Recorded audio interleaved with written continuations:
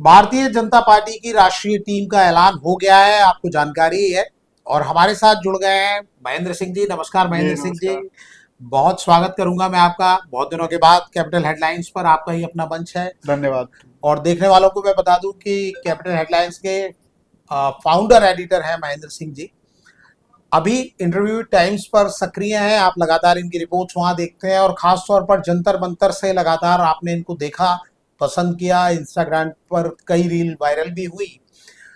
लेकिन आज हम आपसे जो मुख्य धारा की सबसे बड़ी पार्टी है, जिसे विश्व की सबसे बड़ी पार्टी कहा जाता है, भारतीय जनता पार्टी। जी 10 करोड़ से ज्यादा मेंबर तभी थे जब अमित शाह साहब अध्यक्ष थे। आज की तारीख में 15 करोड़ से ज्यादा सक्रिय मेंबर बताए जाते हैं। नितिन नवीन जब अध्यक्ष बनाए गए तो लोग चौंके, और नितिन नवीन 200 दिन से ज्यादा उनको अध्यक्ष बने हुए हो गए, उसके बाद टीम नितिन नवीन बनी है। ये टीम सबके सामने है, लेकिन कुछ नाम जो हैं जो बहुत चौंकाने वाले, उसमें महेंद्र सिंह जी हैं जिनके बारे में लोग जिक्र कर रहे हैं। अमित मालवीय साहब ड्रॉप हुए हैं। ड्रॉप को लेकर मैं देख रहा था कि एक्स पर वो टॉप पर चल रहे हैं लंबे टाइम तक, ऐलान होने के बाद टीम के। तो उनको क्यों ड्रॉप किया गया, हम आपसे समझना चाहेंगे। समझना ये भी चाहेंगे कि स्मृति ईरानी जी, जिनका लगातार अमेठी से हारने के बाद एक तरीके से वो काफी कोशिश में थी कि वापस आए। वसुंधरा राजे जी, जिनके बारे में बहुत सारे लोग जानना चाहते हैं कि वसुंधरा राजे जी का ये कमबैक है या उनको संतुष्ट किया गया है, ये क्या है। कुछ दावेदार थे अध्यक्ष पद के, जैसे सुनील बंसल थे, विनोद तावड़े थे, वो महामंत्री के रूप में हैं। तो 65 लोगों की पूरी टीम है। लेकिन इस टीम में बहुत सारे कॉम्बिनेशन नजर आ रहे हैं। कहीं लग रहा है कि संघ का असर है, कहीं लग रहा है कि ये अमित शाह साहब की टीम है, कहीं लग रहा है कि मोदी साहब ने इस तरह की टीम दी है नितिन नवीन जी को, उनके आशीर्वाद से, मतलब नरेंद्र मोदी के आशीर्वाद से ऐसी टीम मिल गई है कि नितिन नवीन को ज्यादा दिक्कत ना हो। क्योंकि भारतीय जनता पार्टी के अंदर से जो रिपोर्ट आ रही है वो ये है कि अध्यक्ष तो नितिन नवीन बन गए हैं, लेकिन अभी वो अध्यक्ष वाला ठसक नजर नहीं आ रही। तो 200 से ज्यादा दिन के बाद उन्होंने अपनी टीम का ऐलान किया है। इस टीम में आपको क्या खास दिख रहा है? ये टीम कितनी असरदार होगी? किन बातों को ध्यान में रखकर ये टीम बनाई गई है, या सारे बैलेंस बनाने की कोशिश की गई है? क्या आपको नजर आ रहा है?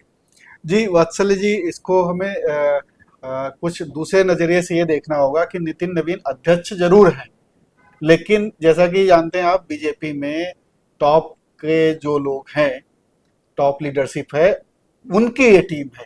नितिन नवीन एक तरीके से ये कहा जाए कि ना उनका वो कद अध्यक्ष बनने से पहले था, और जो आपने कहा कि वो जो उनके एक खसक होनी चाहिए, एक दिखना चाहिए कि अध्यक्ष, वो उनका उस तरीके का ऑरा भी नहीं है। तो हमें ये मानना चाहिए कि ये जो टीम नई बनी है, घोषित हुई, उसमें जो बदलाव किए गए हैं, वो बदलाव अगर आप गौर से देखेंगे तो इसमें ये लगता है कि आरएसएस की काफी चली है इसमें, नागपुर की काफी चली है इसमें। और क्योंकि आप वसुंधरा राजे जो कभी अध्यक्ष पद की दावेदार थी, बहुत नाम चला था, उनको एकोमोडेट उस वक्त तो नहीं कर पाए, लेकिन अब जो इस ये मौका, और मैं ये मानता हूं कि जिस तरीके से अभी जंतर मंतर पर जनजी के आंदोलन चले, और तमाम इसमें हमें देखना पड़ा कि बीजेपी जो ये कहती थी कि कभी हमारे यहाँ मंत्री इस्तीफा नहीं देते हैं, और एक बहुत बड़े मंत्री का विकेट गिरा, इस्तीफा देना पड़ा, प्रधानमंत्री को रात में इंस्टाग्राम रील बनानी पड़ी, वो सारी चीजें, तो इससे ये लगता है कि कहीं ना कहीं अब जो केंद्र में जो लोग बैठे थे, जो आरएसएस और केंद्र में जो लोग थे, नेतृत्व कर रहे थे, उनके बीच में जो 36 का आंकड़ा दिख रहा था, आरएसएस को बड़ी दिक्कतें हो रही थी अपने लोगों को एकोमोडेट करने में। अब शायद उनको फिर लग रहा है कि नहीं, आरएसएस का सहयोग जरूरी है। और मैं इसी रूप में देख रहा हूं कि राम माधव की वापसी, वसुंधरा राजे की वापसी, और अमित मालवीय की विदाई। अमित मालवीय की विदाई इस सेंस में भी लेना चाहिए क्योंकि कांग्रेस और राहुल गांधी जिस तरीके से हमलावर हैं, और आईटी सेल संभालने वाले अमित मालवीय जिस तरीके से फ्लॉप हो रहे हैं इस मामले में, आप देखोगे राहुल गांधी की रील्स वायरल हो रही, बातें वायरल हो रही हैं, और जो कभी अमित मालवीय बीजेपी की वायरल किया करते थे, उस टूल को अब वो शायद फ्लॉप हो रहे हैं, और शायद वो जो जनजी है उसको समझ भी नहीं पा रहे हैं।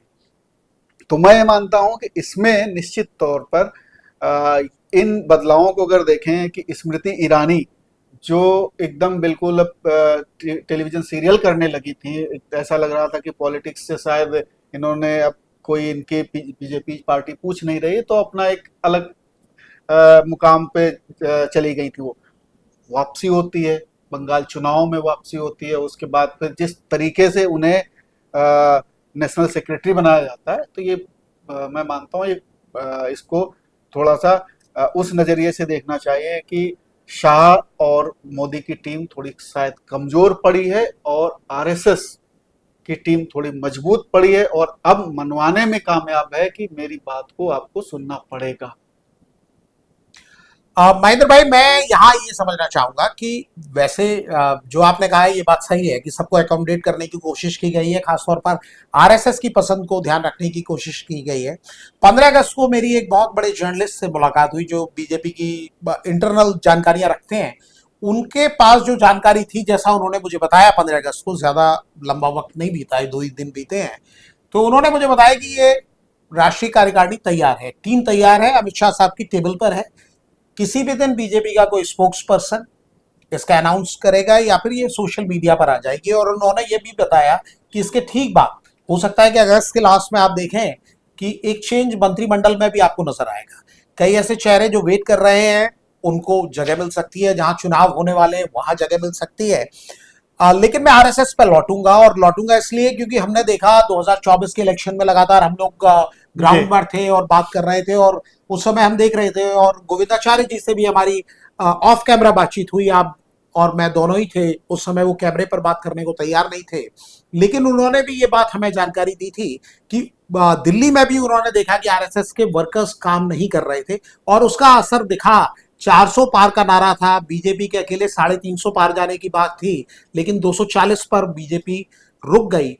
और उसके बाद हमने एक शिफ्ट देखा। मोहन भागवत जी ऑन रिकॉर्ड कई ऐसे बयान उन्होंने दिए जहां उन्होंने चाहे भगवान समझने की बात की कि कुछ लोग अपने आप को बहुत ऊपर और सुपर ह्यूमन समझते हैं, सुपरमैन समझते हैं, उसके बाद वो आगे तक ले गए बातों को। उसके बाद उन्होंने कुछ और बात की, लोकतंत्र को लेकर बात की, टीम को लेकर बात की, तो माना गया कि कहीं ना कहीं वो प्रधानमंत्री नरेंद्र मोदी को इशारा कर रहे हैं।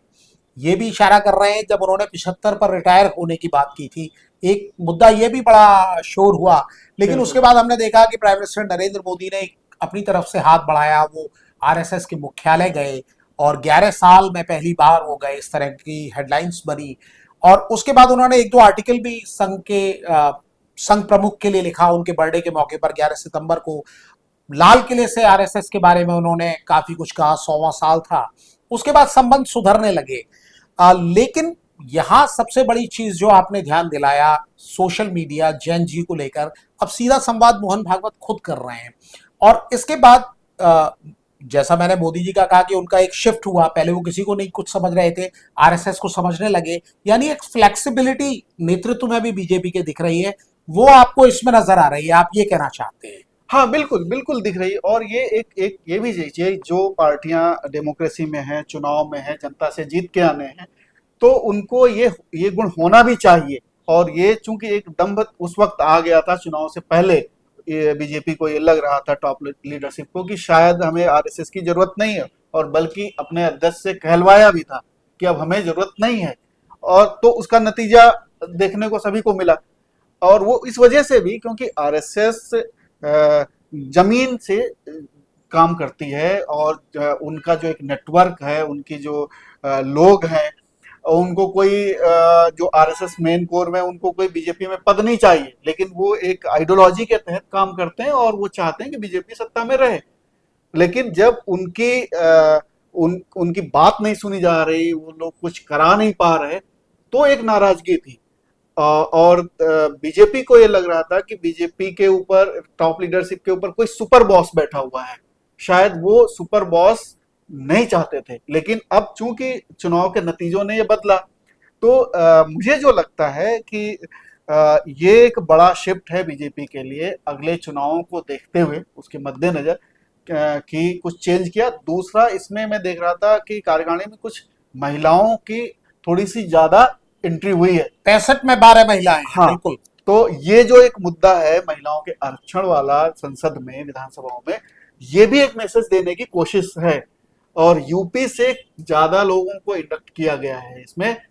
यूपी के चुनाव आने वाले हैं, एक महिला भी वहां से आई है, रेखा वर्मा, और भी लोग हैं, और जो एक मुस्लिम कैंडिडेट भी हैं इसमें। जी जी, दो मुस्लिम हैं, प्रोफेसर तारिक मंसूर जो एएमयू में पहले कुलपति थे, और जी। दूसरे कुंवर बासित अली साहब को अल्पसंख्यक मोर्चा का इंचार्ज बनाया गया है। बिल्कुल। तो दो लोग हैं, दोनों उत्तर प्रदेश से आते हैं। मैं दोनों उनके बारे में बाद में आऊंगा, लेकिन उससे पहले मैं आपको यही समझना चाहता हूं आपसे कि महिलाएं 12 हैं, लेकिन जिन दो महिलाओं के बारे में ज्यादा बात हो रही है, माना जा रहा था कि वो साइड लाइन है। वसुंधरा जी का आपने जी। जिक्र किया, आपने स्मृति ईरानी जी का जिक्र किया। राजस्थान जब बीजेपी ने मेजोरिटी हासिल की, लोकसभा चुनाव के ठीक पहले चुनाव हुए थे, और अशोक गहलोत बड़ी कोशिश में थे, उन्होंने अध्यक्ष पद छोड़ा था। कांग्रेस के अध्यक्ष नहीं बने थे अशोक गहलोत, और उनको लग रहा था कि वो शायद रिपीट करेंगे, और वहां एक खटपट भी चल रही थी सचिन पायलट के बीच में और अशोक गहलोत के बीच में। तो वसुंधरा राजे ने बहुत मेहनत की थी, जी। और माना जा रहा था कि वो शायद मुख्यमंत्री बन सकती हैं, और इस तरह की अंडरस्टैंडिंग की भी बात आ रही थी कि बीजेपी हाईकमान से, यानी प्रधानमंत्री नरेंद्र मोदी से, अमित शाह साहब से उनका एक अंडरस्टैंडिंग बन गई है। लेकिन राजनाथ जी वहां गए, सबने देखा, पर्चा निकला, पर्ची निकली, उस पर्ची में भजन लाल शर्मा जी का नाम था, जी। जिन्हें वहां के लोग भी नहीं जानते थे उस तरीके से। बिल्कुल। पहली बार के वो विधायक थे, आज की तारीख में वो कमान संभाल रहे हैं। तो ये एक शक था कि क्या वसुंधरा राजे का होगा, क्या इनका रिटायरमेंट हो जाएगा, क्योंकि बड़े परिवार से आती है, एक ऐसे परिवार से आती है, उनकी माताजी ने जनसंघ में बहुत बड़ा रोल प्ले किया, फाउंडर मेंबर, बीजेपी को उनका आशीर्वाद मिलता रहा, बल्कि अटल बिहारी वाजपेयी उनके बड़े करीबी थे। माधवराव सिंधिया को जितना चाहती थी वो सुनते हैं, उसी तरह पुत्रवत स्नेह उनका अटल जी के साथ भी था। तो उनकी बेटी हैं वसुंधरा राजे, मुख्यमंत्री रह चुकी हैं, बड़े कद की नेता हैं। तो उनकी वापसी को आप क्या केवल आरएसएस से जोड़ के देख रहे हैं? दूसरा, स्मृति ईरानी भी लगातार कोशिश कर रही थी, भले वो टीवी सीरियल में चली गई, अमेठी से हार गई, और बहुत बड़ी हार हुई थी, 1.5 लाख वोटों से वो हारी। उत्तर प्रदेश में शायद बड़े शहरों में सबसे बड़ी हार उनकी ही थी। लेकिन उसके बाद वो लगातार तपस्या में एक तरीके से लगी हुई लग रही थी। वो 1 साल के बाद, चुनाव के बाद अमेठी गई, वहां उन्होंने घर भी लिया, उसकी चर्चा हुई। और पश्चिम बंगाल जिसका आपने जिक्र किया, वहां तो बकायदा वो बांग्ला में बात कर रही थी, और एक करेक्ट जोड़ने की कोशिश कर रही थी। और उस समय लोकमत अखबार और दूसरे अखबारों ने दिखाया भी शपथ समारोह के दौरान कि स्मृति जी नमस्कार करती रही, और अभिवादन प्रधानमंत्री ने नहीं लिया, या पहले ले चुके होंगे, कैमरे पर नहीं आया होगा, लेकिन इस तरह का इंटरप्रिटेशन किया गया।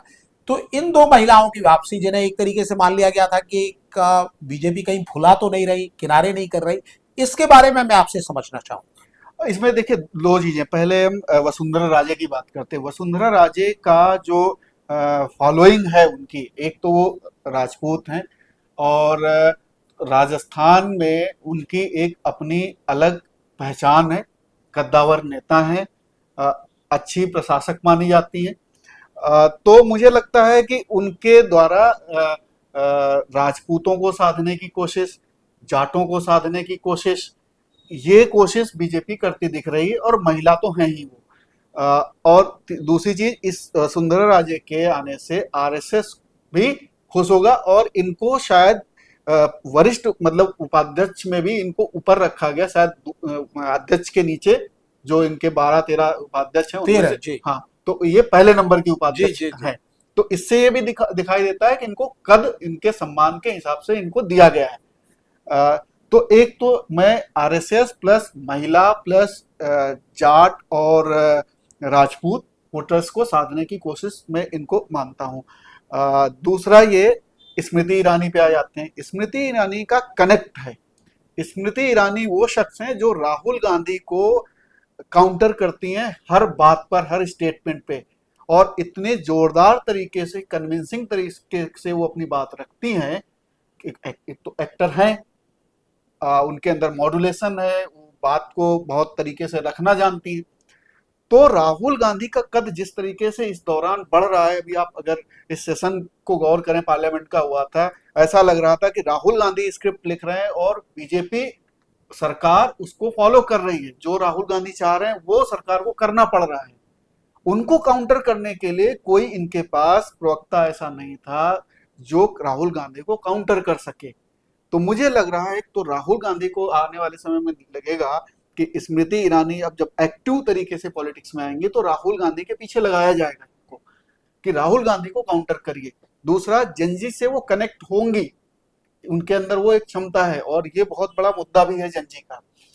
और तीसरा, जो महिला आरक्षण की बात है उसमें भी ये कनेक्ट तेज तर्रार महिला होने के नाते वो उस चीज को भरपाई कर पाएंगी, भले संख्या में कम हो, लेकिन ये 2-3 महिलाएं कई महिलाओं के बराबर वेटेज लेके बीजेपी में आई और इनको अच्छे पद भी दिए गए हैं। आने वाले समय में पता चलेगा कि ये इनको और क्या जिम्मेदारियां उन पदों के साथ साथ में वेटेज के हिसाब से दी जाएंगी। तो मेरा मानना है कि एक तो आरएसएस ने अपनी वापसी कर ली है कि मैं बॉस हूं, मेरी बात आपको सुननी पड़ेगी। और आने वाले समय में मैं और ये देखूंगा कि जब अभी मंत्री पद के बंटवारे होंगे तो उसमें भी आपको देखना होगा कि बड़ी कमाल की चीजें कुछ होंगी। शायद पीयूष गोयल की विदाई हो जाए, क्योंकि पीयूष गोयल ने सरकार की बड़ी किरकिरी कराई है अमेरिका के साथ वाले मुद्दे पर। किसान नाराज है और जिस तरीके से ये आरोप लग रहे हैं कि किसानों के मुद्दे पर इस सरकार ने घुटने टेक दिए हैं अमेरिका के सामने, ट्रंप के सामने, उसमें बड़ा रोल ये रहा है कि उस क्लॉज से पीयूष गोयल क्यों नहीं निकाल पाए। तो शायद पीयूष गोयल की विदाई होगी और वो नेशनल ट्रेजरर जो बनाए गए, क्योंकि एक पद के साथ में मंत्री नहीं रह सकते, तो ये भी संकेत है कि उनकी विदाई संभव है आने वाले समय में। तो आने वाले समय में मंत्री पद में बहुत सारे बड़े नाम की विदाई हो सकती है और कुछ ऐसे नामों को जोड़ा जा सकता है जो आरएसएस के पसंद के हों।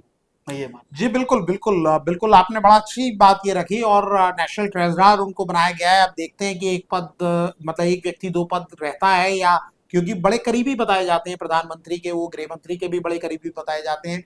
बीजेपी के अंदर उनका बड़ा अच्छा इन्फ्लुएंस बताया जाता है। और एक बार जब अरुण जेटली वित्त मंत्री थे, जब वो बजट नहीं पेश कर पाए थे, तो बजट भी पेश इन्होंने किया था और बड़ा भरोसा इन पर आंख बंद करके प्रधानमंत्री करते रहे हैं। लेकिन धर्मेंद्र प्रधान पर भी उतना ही भरोसा था, पर धर्मेंद्र प्रधान को जाना पड़ा, आपने कहा भी ये। और कम से कम प्रधानमंत्री नरेंद्र मोदी भी अपने मंत्रिमंडल को एक नया चेहरा देना चाहते हैं, ऐसा जानकारी जो बाहर आ रही है। हालांकि पीएमओ से जानकारियां बहुत कम आती हैं बाहर निकल के पत्रकारों के पास खासतौर पर, लेकिन इस तरह का अनुमान लगाया जा रहा है कि जल्दी मंत्रिमंडल में फेरबदल देखने को मिलेगा। राम माधव साहब के बारे में भी मैं एक छोटी टिप्पणी आपकी जानना चाहता हूँ कि राम माधव साहब भी लगातार चर्चा में रहे। खबरें उनके बारे में अच्छी बुरी हर तरह की खबरें आती रही हैं। उन्हें राष्ट्रीय उपाध्यक्ष बनाना, ये क्या सिग्नल है? ये बिल्कुल साफ सिग्नल है कि मैं फिर वही कहूंगा, राम माधव को शायद ये मजबूरी में लाया हूँ। राम माधव को साइडलाइन बिल्कुल कर दिया गया था, वो थिंक टैंक में शामिल हो गए थे। अब उनकी वापसी को बदले हुए बीजेपी के संगठन को देखने में, कि मतलब जो पहले हुआ करता था कि आरएसएस और बीजेपी सामंजस्य से चल रहे थे, तो ये वही है कि मुझे लगता है आरएसएस की सारी मांगे मान ली इन लोगों ने कि जो आप चाह रहे थे। राम माधव बड़े कद के नेता, आरएसएस के विचारक, उस आइडियोलॉजी को आगे बढ़ाएंगे, तो उनको लाया गया है। वसुंधरा राजे को लाया गया, स्मृति ईरानी को लाया गया, और सब अच्छा बोलते हैं, सब अच्छा बोलते हैं, टीवी फ्रेंडली है, TV friendly, social media friendly है, टैक्स से भी है। हाँ, तो ये इन लोगों को आना मतलब यह है कि बीजेपी अब शायद आरएसएस के साथ सामंजस्य बैठा के चलना चाहे। तो इस नजरिए से मैं इनको देखता हूँ। आने वाले समय में ये पता चलेगा कि राम माधव किन प्रदेशों के इंचार्ज बनाए जाते हैं, क्या चीजें की जाती हैं, क्योंकि आने वाले समय में 2027 में बहुत इंपॉर्टेंट चुनाव होने विधानसभा के। तो इस नजरिए से मुझे लगता है इन चीजों को किया गया। नितिन नवीन को जब अध्यक्ष बनाया गया था तो बड़ा सरप्राइजिंग था कि एक ऐसे आदमी को जिसको कोई जानता नहीं है बिहार के बाहर, उसको लाए हैं तो क्या डिलीवर कर पाएंगे, और अभी तक शायद कुछ डिलीवर किया भी नहीं, उस तरीके का उनका प्रोफाइल। हाँ, लेकिन जब पश्चिम बंगाल में जीत मिली तो सहरा कई लोगों ने बांधने की कोशिश उनके सिर पे की, लेकिन उसके कई और कारण भी थे, कई और कारण थे, और उस दौरान उनका कोई उस तरीके का कोई रोल था नहीं। और बीजेपी में देखे 2 लोगों के अलावा किसी को क्रेडिट मिलता भी नहीं, और वो 2 लोग हैं भी उस लायक, एक प्रधानमंत्री मोदी, दूसरा अमित शाह। बाकी सब लोग तो वो फॉलो करते हैं चीजों को। अभी भी जो टीम है उस टीम में थोड़ी सी डाइवर्सिटी आई है, तो ये यस मैन नहीं है। जैसे वसुंधरा राजे को आप ये सोचें कि ऊपर से कुछ निर्देश आया और आंख बंद करके वो मान लें, ऐसी नहीं है। अभी तक की जो टीम थी वो यही थी कि जो ऊपर से आदेश आया उसको एज इट इज मान लो, लेकिन राम माधव से एक्सपेक्ट करें या वसुंधरा राजे से एक्सपेक्ट करें कि वो एज इट इज मान लेंगी, वो ऐसा नहीं होने वाला है। ऐसा जब राजस्थान के चुनाव हो रहे थे तब भी ऐसे देखने को मिला था। जब अशोक गहलोत की सरकार जा रही थी तो कहा यह जाता है कि अशोक गहलोत, जब पायलट ने विद्रोह किया था, कि वसुंधरा राजे ने बचाई थी सरकार। तो ऊपर से तो निर्देश नहीं थे ऐसे, लेकिन तो ऐसा नहीं कि वसुंधरा राजे की किसी के कहने पे चलेंगी, तो उनको सेकंड नंबर की पोजीशन पे रखना पार्टी में, ये भी कई मायने हैं इसकी आने वाले जी समय में। बिल्कुल, हालांकि उपाध्यक्ष की बहुत बड़ी भूमिका नहीं होती है, लेकिन आपने सही कहा, कुछ सांकेतिक मतलब होते हैं, उनके बड़े मायने होते हैं। लेकिन एक और व्यक्ति जिनको पश्चिम बंगाल की जीत का बहुत क्रेडिट दिया गया, सुनील बंसल, जी जिनका नाम चल रहा था, क्योंकि उत्तर प्रदेश में भी कहा जाता है एक समय में उन्होंने कमाल किया, फिर पश्चिम बंगाल जब पार्टी ने भेजा तो उन्होंने वहां भी कमाल किया, उन्हें भी अध्यक्ष पद का एक बड़ा दावेदार माना जा रहा था। लेकिन राष्ट्रीय महासचिव विनोद तावड़े साहब के साथ उनको रखा है, स्मृति ईरानी जी के साथ रखा है, तो उनको कहीं ना कहीं एक उनके कद के मुताबिक पद मिला है। सुनील बंसल की भूमिका हम और ज्यादा देख सकते हैं आने वाले टाइम में। हाँ, ये संभव है, ये संभव है कि शायद सुनील बंसल को कुछ और जिम्मेदारियां दी जाएं, क्योंकि वो जिस चीज़ के लिए माहिर है वो शायद उनसे वो चीज़ों एक्सपेक्ट की जाए कि वो लिया जाए। किसी राज्य के मुहिम में उनको लगाया जाए, हो सकता है उत्तर प्रदेश की मुहिम में ही वो रहें। लेकिन मैं मानता हूँ कि ठीक है, वो उनको एक उनके कद के हिसाब से उनको सही पोजीशन दी गई है। मैं ये नहीं मानता हूँ उनको कोई डिमोट, वो अपने आप को समझें या कोई चीज़ें।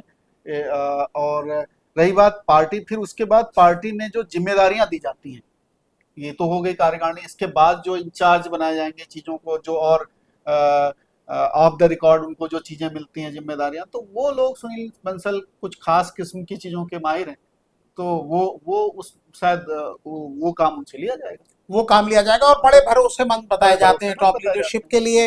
हाँ फिर आपने जो शुरुआत में बात की, प्रोफेसर तारिक मंसूर साहब आए, जी इसके बाद कुंवर बासित अली साहब आए, तो इसको कई लोग देख रहे हैं कि यूपी का जो इलेक्शन है और जो तारा बाना पीडीए के तौर पर बिखर गया था 2024 के चुनाव में, हम लोगों ने तो जमीन पे महसूस किया था, और कैपिटल हेडलाइंस में कई बार मैंने अपनी रिपोर्ट्स में कहा, उस समय लोग मान नहीं रहे थे, वो असर अखिलेश यादव ने दिखाया था।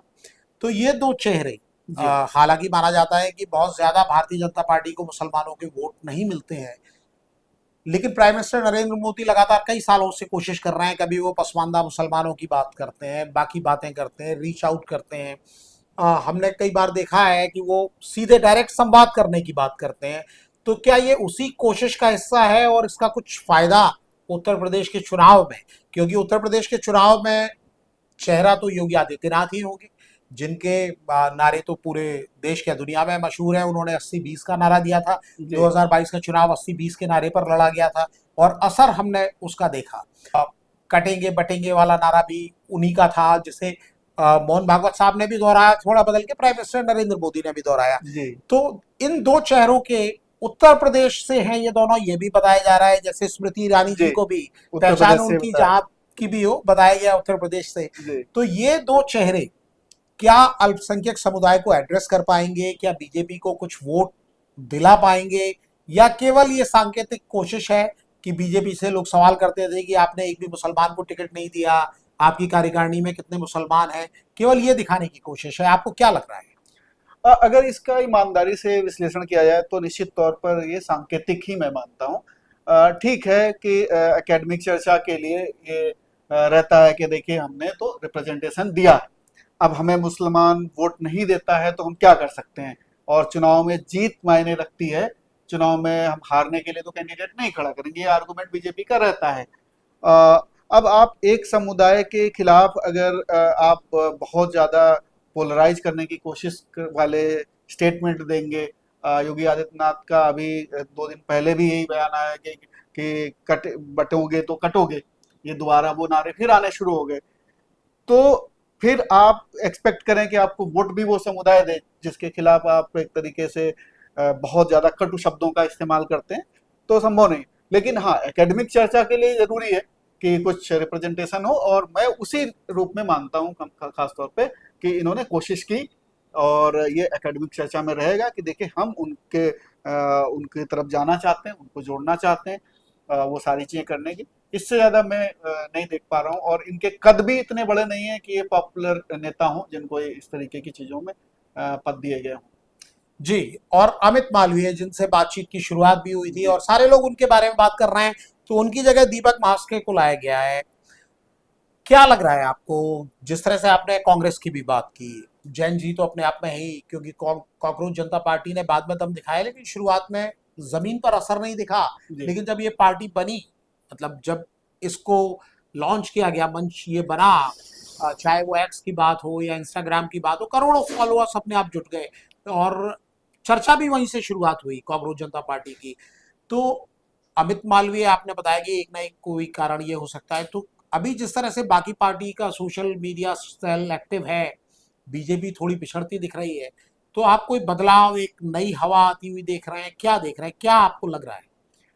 जब चेंजेस होते हैं तो निश्चित तौर पर कुछ बदलाव तो होता ही है, क्योंकि जो पुराना आदमी होता है उसको वो समझ में नहीं आती, क्योंकि जिस पार्टी से वो काम कर रहा होता है उसको ही सोचता है कि यही सर्वश्रेष्ठ स्ट्रेटजी है।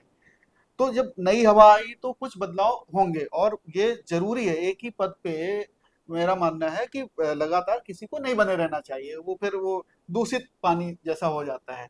बहाव जरूरी है। और अमित मालवीय ने इस दौरान कुछ कमाल किया भी नहीं है पार्टी के लिए, कि पार्टी के बचाव में, पार्टी के चीजों को आगे बढ़ाने के लिए। जंजी के उसमें तो बहुत ज्यादा जो इन्होंने नैरेटिव करने की कोशिश की वो सब फेल साबित हुए। अ, तो अब वो उनकी विदाई से एक फायदा ये होगा कि जो नए आए हैं ये अब किस तरीके से काउंटर करते हैं, और किस तरीके से एक, क्योंकि अब जेन जे के साथ जेन अल्फा भी आ गए, अब एड्रेस करने में वो समझ होनी जरूरी है कि जेन अल्फा और जेन जी क्या चाहते हैं। तो कनेक्ट करना होगा, और सोशल मीडिया बहुत पावरफुल टूल है। इस ये इलेक्शन में दशा दिशा सब तय करने की क्षमता होती है, क्योंकि जो नैरेटिव आप चलाना चाहते हो वो चला सकते हो, और हमेशा आप रोक भी नहीं लगा सकते। रोक भी नहीं लगा सकते हो। तो वो एक बदलाव जरूरी था।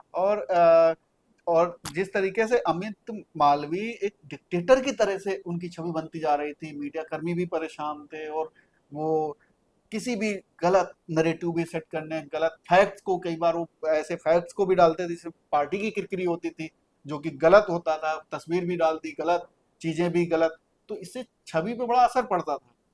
तो अब शायद उससे पार्टी अब ये क्या कमाल करेंगे नए जो आए हैं मास के साहब, ये देखना होगा। लेकिन मैं मानता हूँ कि पार्टी ने ठीक ही शायद फैसला लिया है कि अमित मालवीय से मुक्ति जरूरी है, क्योंकि पार्टी में अब नए कैंपेन, नए चेहरे और नई थोड़ी सी हवा के साथ बहाव जरूरी है, जिस तरीके से जेन अल्फा और जेन जी और ये सब गांव गांव तक आंदोलन हो रहे हैं। हाँ, लेकिन अमित मालवीय को एक बात का क्रेडिट देना पड़ेगा कि हर पार्टी को अपना IT cell, social media cell मजबूत करना पड़ा, और अमित मालवीय ने एक लंबे टाइम तक एक भारतीय जनता पार्टी को लीड दिलाई। लेकिन हर प्लेयर का एक इनिंग होती है, और इनिंग कभी ना कभी खत्म होती है। मैं भी आपसे, मतलब आखिरी चर्चा के आखिरी दौर में समझना चाहूंगा, नितिन नवीन साहब जिनकी ये टीम है, जी। क्योंकि भले ही टीम बनाई किसी ने भी हो, इन्फ्लुएंस कहीं से भी आया हो, कहलाएगी ये नितिन नवीन की टीम। जेपी नड्डा साहब लकी थे, जो कि लगातार एक्सटेंशन पाते पाते बड़े लंबे समय तक भारतीय जनता पार्टी के अध्यक्ष रह गए।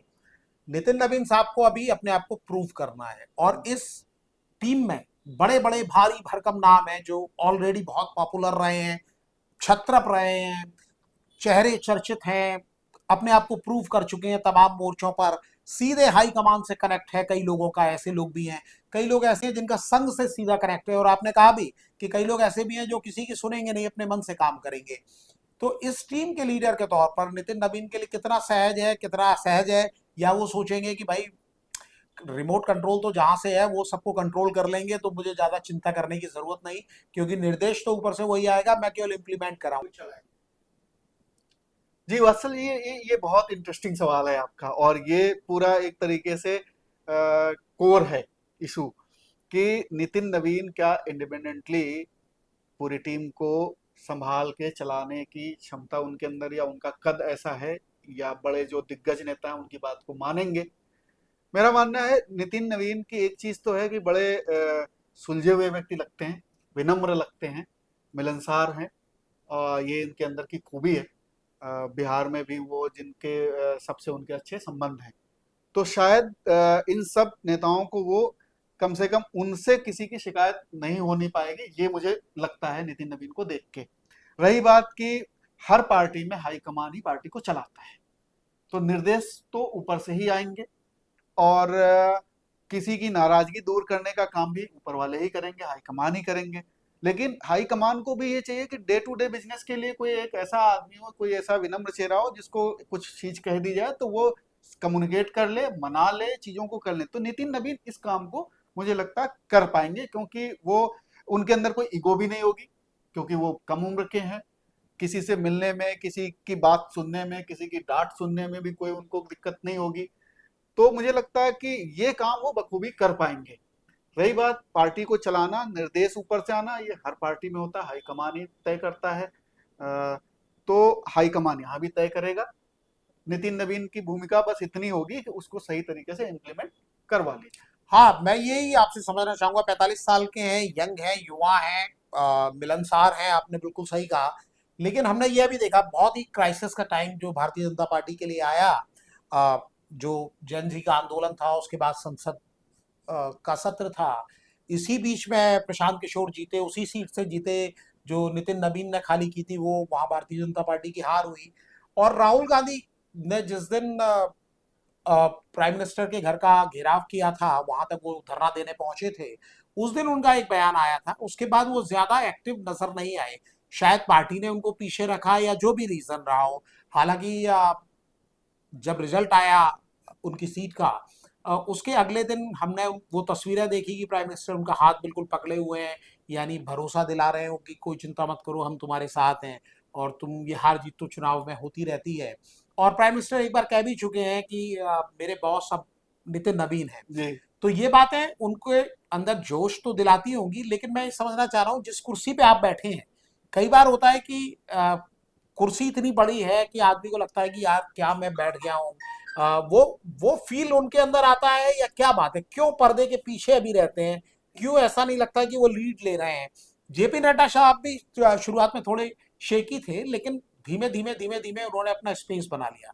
हाँ, वो मोदी साहब से, अमित शाह साहब से पीछे रहते थे, लेकिन बाकी लोगों के लीडर लगते थे। नितिन नवीन साहब अभी कम से कम वैसे नजर नहीं आते, या मेरी रीडिंग गलत है? आपको क्या लगता है? नहीं, बिल्कुल आपकी रीडिंग बिल्कुल ठीक है। इसकी वजह आपको देखना होगा कि वो बिहार के एक विधायक थे और उनका कोई स्टेट लेवल का भी एक्सपोजर नहीं था बहुत अच्छा। जिस तरीके से मान लिया कि शहनवाज हुसैन वगैरह का नेशनल लेवल का एक्सपोजर है, तो वो एक स्टेट के, एक कॉन्स्टिट्यूंसी के नेता थे और उतने ही उनका एक्सपोजर था, उतने ही उनके अंदर कॉन्फिडेंस था। एकदम से एकाएक उनको नेशनल प्रेसिडेंट बना दिया जाता है दुनिया की सबसे बड़ी पार्टी का, जिसमें कि जिसके नेता जो हैं वो बहुत पॉपुलर नेता हैं, और एक नेता जो बहुत बड़े स्ट्रेटजिस्ट हैं, जिनको पार्टी के संगठन में हर एक कार्यकर्ता इज्जत भी करता है और फॉलो भी करता है चीजों को। अब उस पार्टी में एकाएक आप एक छोटे कार्यकर्ता को अध्यक्ष बना देते हैं, तो उसके अंदर वो कॉन्फिडेंस, एक्सपोजर और नेशनल मुद्दों की वो समझ, इंटरनेशनल मुद्दों की वो समझ आने में थोड़ा टाइम लगेगा, क्योंकि वो एक्सपोजर रहा ही नहीं। अगर ये केंद्र में मंत्री भी बन चुके होते तो वो एक्सपोजर, वो चीजें होती। हाँ बिल्कुल, मंत्री हाँ, थे भी तो ये बिहार में बिहार थे। में थे। हाँ, 5 बार ये विधायक बने, बिल्कुल। लेकिन इस तरह के कई नेता हैं जो 5 5 6 हाँ, 6 बार हाँ, विधायक बने हैं। जी। हाँ। तो वो एक चीज जो थी वो नहीं है, तो इस वजह से वो कॉन्फिडेंस ही नहीं आ रहा उनको। इनको संकोच ये भी होता होगा कि मैं क्या बोलूं, कहीं मैं गलत तो नहीं बोल दूंगा। तो अब धीरे धीरे धीरे धीरे कुछ ये रैलियों को संबोधित करेंगे, जब प्रेस को ब्रीफ करेंगे, धीरे धीरे सीख पाएंगे कि नेशनल लेवल के मुद्दों पे कैसे रिएक्ट करना है, कैसे क्या करना है। अब जैसे स्मृति ईरानी जैसी नेता हैं जो, उनको एक्सपोजर मिला हुआ है, कॉन्फिडेंस है, तो वो अपनी बात को ज्यादा अच्छे से रख पाते हैं। भले ही निर्देश इनको भी ऊपर से मिले, लेकिन वो बात को रखने का जो कॉन्फिडेंस है, आंख में आंख डाल के जो बात करने का तरीका, वो अभी लैकिंग है उनके अंदर। आप बिल्कुल ठीक कह रहे हैं, समय हो सकता लगे और समय के साथ में वो उन चीजों को सीख पाए और डिलीवर कर पाए। तो कुल मिला के आखिरी सवाल है मेरा ये कि 10 में से इस टीम को कितने नंबर आप देंगे? मतलब एक डिले हुआ, 209 दिन लगभग नितिन नवीन साहब को लगे अपनी टीम को अनाउंस करने में, तो ये टीम आपको क्या लग रहा है कि भविष्य का जो रोड मैप है, क्योंकि आपने खुद ही बताया कि 2027 में कई जगह चुनाव हैं, उसके बाद फिर लगभग 2.5 साल इस सरकार को भी हो जाएंगे, तो मिड वे आ चुका है, तो अब इसी टीम को मेरे ख्याल से अगले लोकसभा चुनाव तक जाना होगा। उसके बीच में परिसीमन की बात भी होगी और भी बहुत सारी चीजें होंगी। तो आपको क्या लग रहा है कि ये टीम कहाँ खड़ी है, 10 में से कितने नंबर? चुनौतियां तो काफी हैं इस टीम के सामने। इलेक्शंस हैं, अगले साल हैं, उसके बाद फिर लगातार इलेक्शंस हैं, 2029 में फिर लोकसभा का इलेक्शन है। और ये टीम जो बनाई गई है, इसमें मुझे लगता है कि ठीक है, बैलेंस करने की कोशिश तो की गई है। लेकिन मेरा मानना है कि शायद अगर इसमें कुछ युवा चेहरों को और प्राथमिकता दी जाती, जिस तरीके से चीजें बदल रही, अभी जो जनजी आंदोलन कर रहा है ये वोटर हो गया, जो जन अल्फा आंदोलन कर रहा है उसमें बहुत सारे जो 14 15 16 साल के बच्चे हैं, वो 18 साल के हो जाएंगे 2 साल में, 2029 में वो चुनाव में वोट देंगे। तो शायद अगर इसमें थोड़े कुछ नए चेहरे और लाते जो युवा होते, इन पुराने चेहरों की जरूरत है, निश्चित तौर पे जरूरत है, शायद कुछ और नए चेहरों को लाने की जरूरत थी, जो वोकल भी होते, जो मीडिया फ्रेंडली भी होते, जो नैरेटिव सेट करने की मादा रखते, वो लाते, तो शायद कुछ और ज्यादा ठीक होता। लेकिन मैं मानता हूं कि पहली पुरानी टीम के मुकाबले फिर भी ठीक टीम आई है। बिल्कुल बिल्कुल, और एवरेज एज भी 55 साल बताई जा रही है इस टीम की, और मुखिया खुद ही 45 साल के हैं। जी जी वो युवा हैं, लेकिन उनको भी ज्यादा बेहतर तरीके से, क्योंकि मुझे लगा इस जैनजी आंदोलन में सबसे अच्छा अगर किसी ने कम्युनिकेट किया, वो प्राइम मिनिस्टर ने ही किया, उन्होंने लीड लिया है इस एग्जैक्टली मामले में। वो एग्जैक्टली। इंस्टाग्राम पर आए, आधी रात में आए, और उसके बाद उनका मीडिया नेटवर्क भी, जिस तरह से वो मैनेजमेंट होता है कि लोगों ने बताया कि इतने मिलियन लोगों ने देखा, 300 मिलियन या उससे भी ज्यादा 24 घंटे में देखा गया। तो एक जो आप बात कर रहे थे कंपैरिजन होता है कि राहुल गांधी जब भाषण देते हैं तो यूट्यूब पर कितने लोगों ने देखा, उसी तरह लोगों ने उसको प्रचारित किया। और मुझे लगता है कि हर अखबार ने, हर टीवी चैनल ने ये बात बताई कि प्राइम मिनिस्टर की रील को इतने व्यूज मिले। और उसके बाद वो जिस तरह से अभी भी उन्होंने दिखाया, लाल किले जाने के पहले वो गाय को चारा खिला रहे हैं, मोर को खिला रहे हैं, तो शायद कहीं ना कहीं वो एड्रेस करने की कोशिश वो ही है। हालांकि कई लोग इन चीज़ों पर सवाल उठाने की कोशिश भी करते हैं, लेकिन मेरे ख्याल से वो संकेत देना चाहते हैं कि वो आज भी लोगों से सीधे कनेक्ट हैं और इन बातों से जुड़ सकते हैं। तो मुझे महेंद्र भाई यही लग रहा है, और आपका जो विश्लेषण है, मुझे लगता है कि देखने वाले जानते तो थे ही कि 65 लोग वो कौन से आए हैं, आ, उनके आने का क्या मायने है, किस तरफ से ये टीम बनी है, कैसे बनी है, 200 दिन का डिले कैसे हुआ, और जो लोग आए हैं वो आकर क्या कर सकते हैं। एक विश्लेषण महेंद्र भाई ने आपके सामने रखा। आपकी भी अपनी कोई राय हो, आप भी हमारे साथ कुछ साझा करना चाहते हो, आपके भी अगर कोई सवाल हो जो आप महेंद्र सिंह जी से पूछना चाहते हैं, तो अगले किसी कार्यक्रम में हम उसे शामिल कर सकते हैं। महेंद्र भाई, आपने इतना वक्त दिया, आपका बहुत बहुत आभार, जी धन्यवाद। और सभी देखने वालों का भी आभार, सादर नमस्कार। नमस्कार।